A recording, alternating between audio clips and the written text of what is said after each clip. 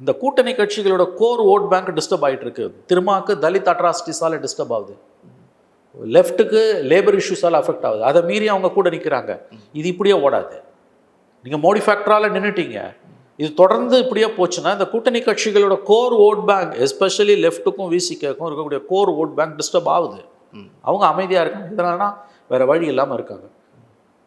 மகிழ்ச்சியாக ஒன்றும் இல்லை. இந்த நான் சொல்கிறது இது 2 சீட்டு 4 சீட்டு பிரச்சனையால் அவங்க மகிழ்ச்சி இல்லாமல் இருக்காங்க. அதை சொல்லலை நான். அது எந்த காலத்துலையுமே கூட்டணி கட்சிகளுக்கு திருப்தி வராது, அது வேறு. பட் அவங்களோட கோர் ஓட் பேங்க் டிஸ்டர்ப் ஆகுது. இது எவ்வளோ நாளைக்கு நீடிக்கும்?